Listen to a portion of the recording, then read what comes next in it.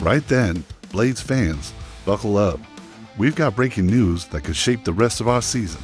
If you're new here, smash that subscribe button now and join thousands of Sheffield United supporters getting there.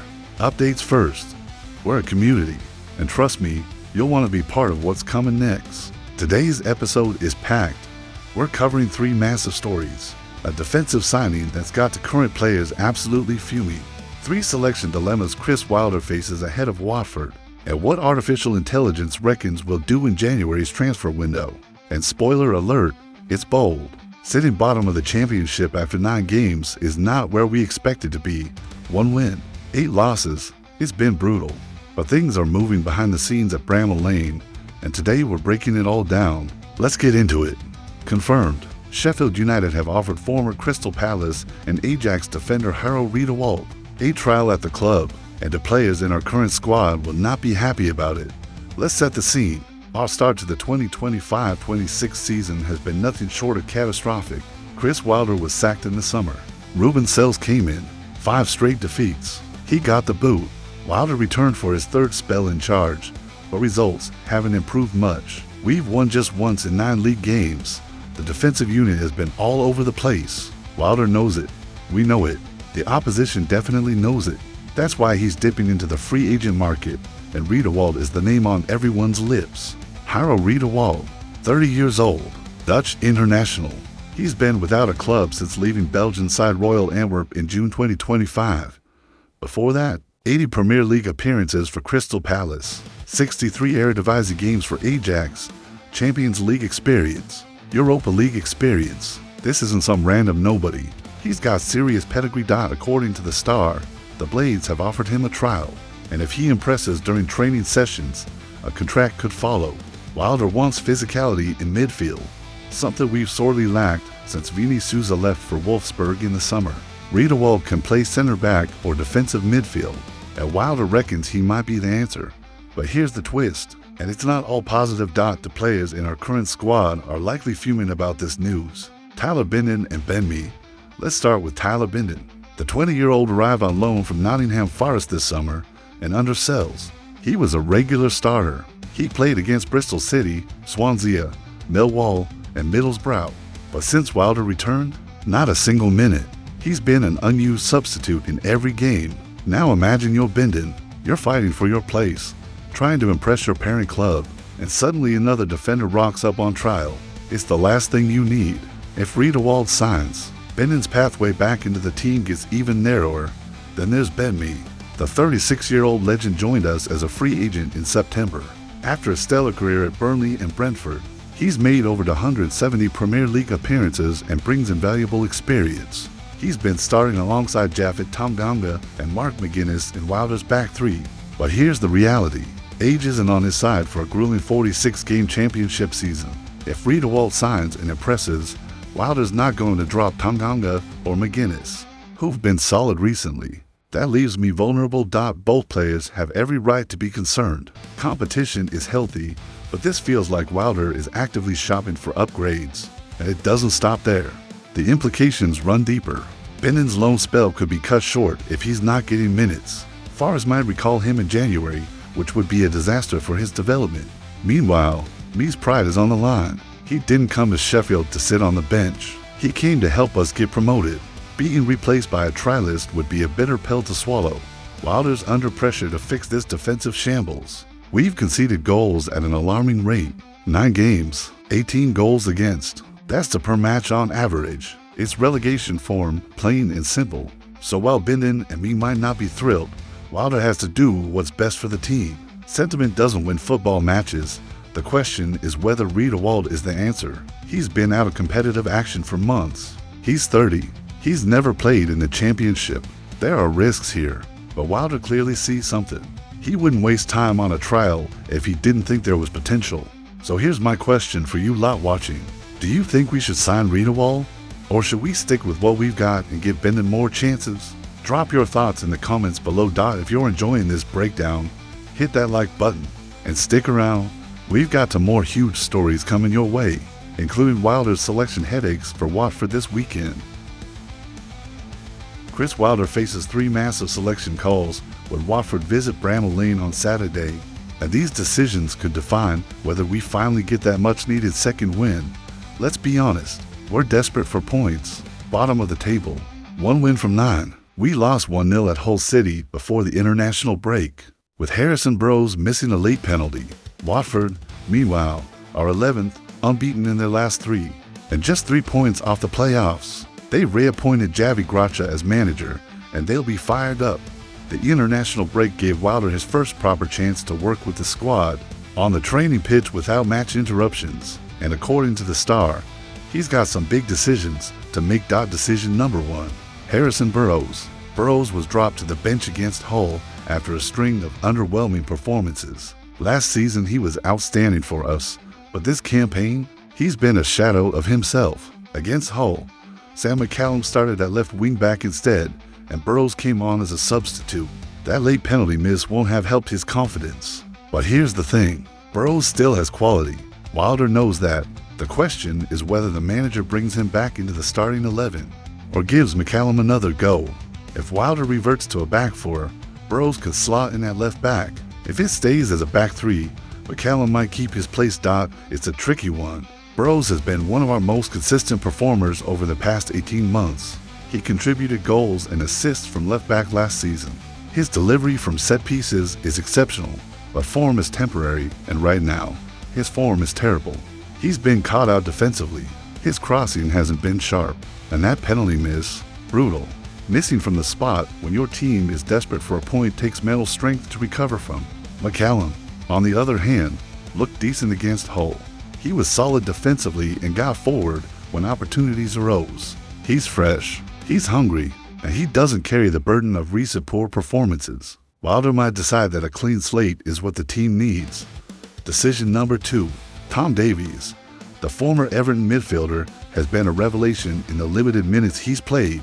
Against Hull, he came off the bench and immediately lifted the team. Wilder praised him after the match, making it clear he wants to maximize Davies' quality. Against Southampton earlier in the month, Davies started and received a standing ovation when he was substituted. The 30-year-old could replace Alex Matos in midfield and partner City Peck. If Wilder wants control and composure in the middle of the park, Davies has to start. Davies brings something we've been lacking: calmness, vision, the ability to dictate tempo. He doesn't panic under pressure. He finds pockets of space. He plays progressive passes. These are qualities we desperately need when teams press us high and force mistakes. Matos has worked hard, but he's not a natural playmaker. Peck is young and energetic, but he needs someone experienced alongside him to guide the team through matches. If Davies starts, it changes the entire dynamic of our midfield. Suddenly we've got someone who can pick the ball up from the defense, turn, and play forward. We've got someone who can break lines with passes. We've got someone who can slow the game down when we need to manage situations. It sounds simple, but we've been missing these fundamentals all season. Decision number 3, Danny Ings. The veteran striker made a cameo appearance against Hull and looked sharp. Wilder was impressed, but Tyrese Campbell has been leading the line in all 4 of Wilder's matches since his return. Campbell had a brilliant first season at Bramall Lane last year, and Wilder trusts him. But Ings offers something different: experience, movement, finishing quality. Could Wilder start them both? Perhaps. Could Ings come in for Campbell? Also possible. It's a genuine selection headache, and one Wilder will have to get right. Campbell works hard.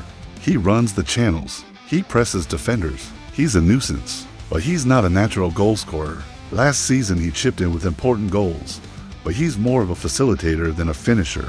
Ings, meanwhile, is a proven Premier League striker. He scored goals at the highest level for Southampton, Aston Villa, and West Ham. He knows where the net is. He's clinical in the box, and at this stage of our season, we need goals desperately. The question is whether Wilder can fit both into the same team. Campbell is a number 10 behind Ings, possibly. Both up front in a 3-5-2, it could work, but that would mean sacrificing width, and we're already struggling to create chances from wide areas. Or does Wilder make the bold call and drop Campbell entirely? It would be harsh, but football isn't a charity. Results matter, and right now, we need someone who can put the ball in the back of the net. These aren't just minor tweaks. These are pivotal calls. Get them right, that we can finally kickstart our season against a Watford side in decent form. Get them wrong, and we're staring down the barrel of a 10th league game without a win. Wilder's under immense pressure. Every decision is being scrutinized, but credit where it's due. Performance levels have improved slightly since his return, even if results haven't. Against Hull, we hit the post, had a penalty saved, and genuinely looked unlucky. Sometimes in football, you need that bit of luck to turn the corner, right? Here's the question for you. Who would you start up front against Watford? Tyrese Campbell, Danny Ings, or both? Let me know in the comments. Don't forget to subscribe if you haven't already. We're building something special here, and I want you to be part of it. Now let's move on to our third story, and this one's a bit different. What if I told you an artificial intelligence program has predicted exactly who Sheffield United will sign in January, and the names might surprise you. January feels like a lifetime away, but Wilder's already thinking about it. He's admitted there will be honest conversations with the owners about squad improvements. Translation, players will be coming in, and some might be heading out. Our current position, bottom of the championship, means the January window isn't just important, it's crucial. AI technology has been tasked with predicting our January business based on transfer patterns, player profiles, and our current needs. And the results, 3 signings totaling just over £8 million. Signing number 1, Mario Cozier-Dewberry from Brighton for £2.5 million. The 20-year-old winger is currently on loan at Bolton Wanderers in League One, and he's been tearing it up. Former Arsenal Academy product, quick, skillful, direct. Last season, he was loaned to Blackburn Rovers in the Championship, so he knows the level. We've been linked with him before, and the AI reckons we'll make a move in January, width and pace. Our areas we've struggled with this season, and Cozier-Dewberry ticks both boxes. At $2.5 million, it's a relatively low-risk punt on a player with serious upside. Think about what he could bring, pacing behind defenses, the ability to take on fullbacks one-on-one, directness that stretches teams. We've been far too narrow this season. Our attacks are predictable. We play through the middle, get crowded out, and end up going backwards. Cozier-Dewberry would give us a genuine outlet on the wing, someone who can pin back opposing fullbacks and create space for others. He's still raw, he's still learning, but that's the point of signing young talent. You develop them, you give them opportunities, and if they come good, you've got a valuable asset. Brighton clearly rate him, otherwise they wouldn't have sent him on loan to get first-team experience. If we can price him away for a reasonable fee, it's a no-brainer. Signing number 2, Jimmy Dunn from Queen's Park Rangers for £3.5 million. Centre back, Republic of Ireland international. Dunn signed a new deal with QPR in the summer, which ended speculation about a move to Bramall Lane back then. But the AI predicts will come back in for him in January. He's a solid, no-nonsense defender, exactly what Wilder loves. QPR might be reluctant to sell, but if we're serious about climbing the table, defensive reinforcements are non-negotiable. At $3.5 million, it's not cheap, but it's realistic. Dunn's the kind of defender who does the basics brilliantly. He hits the ball, he tackles, he organizes. He doesn't try to be something he's not. In a struggling team like ours, that's invaluable. We need leaders at the back. We need people who can marshal a defense and stop us conceding soft goals. Dunn fits that profile perfectly. QPR are mid-table, so they're not under immediate pressure to sell. But football is a business. If we come in with a decent offer and Dunn fancies a move to a bigger club with promotion ambitions, it could happen. Stranger things have occurred in January windows. Signing number 3, Cameron Brannigan from Oxford United for £2.2 million. Former Liverpool Academy starlet. Brannigan never quite made it at Anfield, but he's been absolutely brilliant for Oxford. He's their talisman, creative midfielder, set-piece specialist. The AI believes a £2.2 million offer could tempt Oxford, who are currently struggling near the bottom themselves. If we're looking for midfield craft and goals from deep, Brannigan makes sense. He's the type of player who can unlock defenses. He sees passes others don't. He arrives late in the box and scores important goals. He takes responsibility on set pieces. These are qualities we've been crying out for. Too often this season, we've dominated possession without creating clear-cut chances. We need someone with guile and creativity to break teams down. Brannigan could be that player. Oxford might fight to keep him. He's their best player by a mile. But if they're in a relegation scrap come January, They might cash in while they can. The $0.2 million could be reinvested across multiple positions for them. For us, it's a chance to add genuine quality in a problem area. Total spend, £8.2 million. 3 players, 3 positions of need. Now, let's be clear, this is AI speculation, not gospel truth. But it's interesting because these names aren't random. Cozier Dewberry has been linked before. Dunn was a summer target. Brannigan fits Wilder's profile perfectly. If we did pull off these 3 signings, how would they help? Cozier Dewberry gives us pace and width we desperately lack. Dunn adds defensive solidity and leadership. Brannigan provides creativity and goals from midfield. On paper, it addresses 3 glaring weaknesses. But here's the reality check. January is tough. Clubs don't want to sell midseason. Prices are inflated. And we're bottom of the league, which doesn't exactly make us an attractive destination for ambitious players. Wilder will have his work cut out convincing targets to join a relegation battle. Still, if anyone can do it, it's Wilder. He knows this league inside out, and players respect him. If the owners back him financially, and they must, January could be the turning point of our season. The alternative doesn't bear thinking about. If we go into January, make no signings, and continue this dreadful run, we could be cut adrift at the bottom. Relegation to League One would be catastrophic. It would set the club back years. The financial implications would be severe.